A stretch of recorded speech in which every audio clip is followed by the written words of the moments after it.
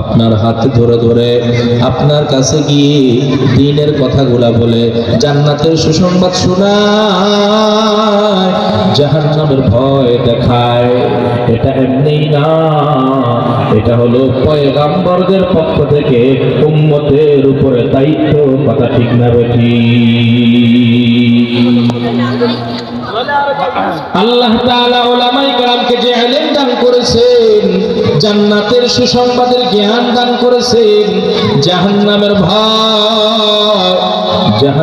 ভয় ভয়াবহ শাস্তির যে জ্ঞান দান করেছেন, ওই জ্ঞান যদি উম্মতের মাঝখানে ছড়ায় না দেয়, মানুষকে সতর্ক না করে, কিয়ামতের দিন আল্লাহর আদালতে আসামির কাঠ ধরায় দাঁড়ানো লাগবে। নাউজুবিল্লাহ।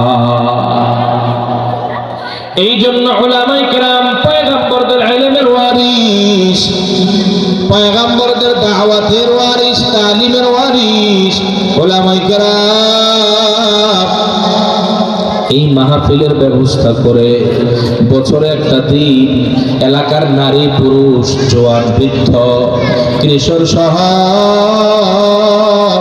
সবাইকে সতর্ক করার চেষ্টা করে। এই ওয়াজ মাহফিল দিয়া কাউকে সরাসরি জান্নাতে নেওয়ার ওয়াদা কেউ দিতে পারবে না, তবে একটা জিনিস পারবে,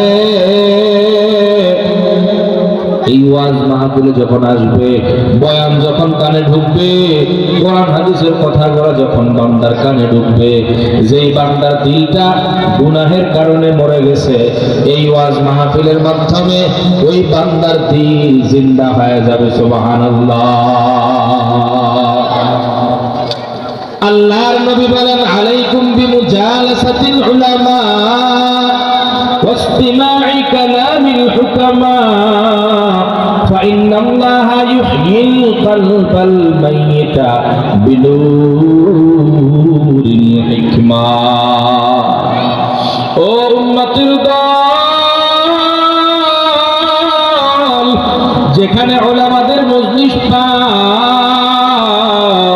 যাও যাও উলামাদের মজলিসে গিয়ে বসে যাও এবং জ্ঞানীদের কথা মনোযোগ সহকারে শুনো। ফাইন্নাল্লাহা ইউহয়িল কলবাল মাইয়িতা বিনূরিল হিকমা। কারণ উলামায়ে কেরাম কোরআন সুন্নাহর যে বয়ান করবে, এই কোরআন সুন্নাহর বয়ানের মাধ্যমে মৃত অন্তরটা জীবিত হয়ে যাবে। সুবহানাল্লাহ। এই মাহফিলে যারা এসেছেন, রাতের বেলা যখন